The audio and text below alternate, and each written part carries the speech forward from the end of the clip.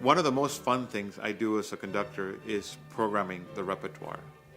And I have to think of it not only in terms of the scope of the whole season, but also individually, how each program and how the repertoire complements each other. For example, in February, I'm doing a program that includes the Haydn Military Symphony number 100 with the Dr. Atomic Symphony by John Adams, which is based on the invention of the atomic bomb.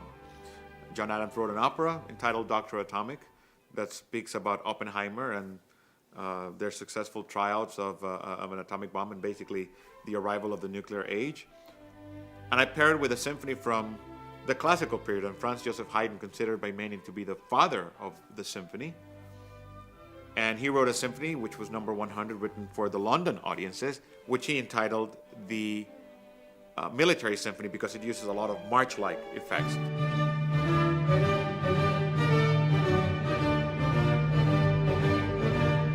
So you can see programmatically these two pieces have some sort of relation. They're both symphony and they're both somehow related to military ideas.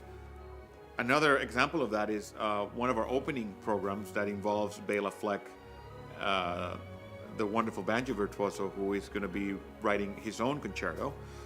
And I decided to pair that with the incredible ballet by Aaron Copland entitled Appalachian Spring. So it's very easy to see how banjo, Appalachia are nicely connected.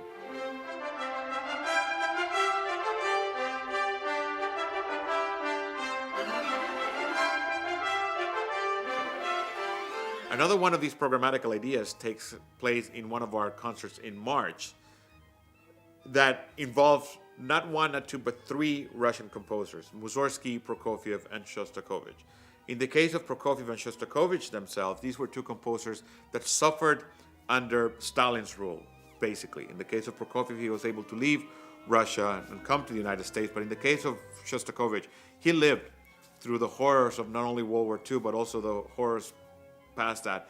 And you hear a lot of that passion, a lot of that tension in the music.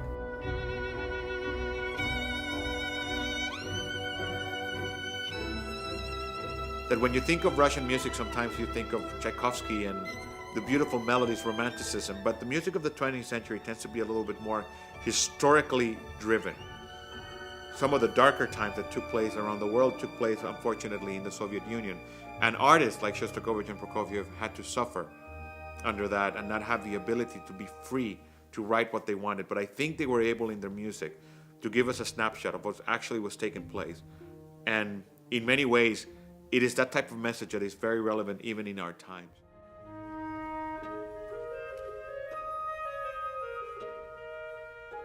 As we've been out of the hall, playing in different halls as the Schermerhorn Symphony Center had to have its repairs done after the flood,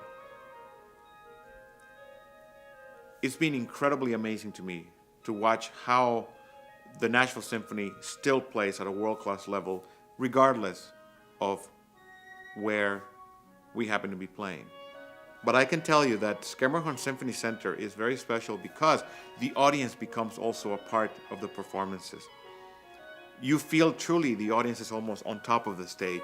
You can see their faces and you can see their reactions. And that adds a lot to every single performance because the audience in itself becomes part of the actual performance. They add, I think, the greatest layer of energy as the music is being performed.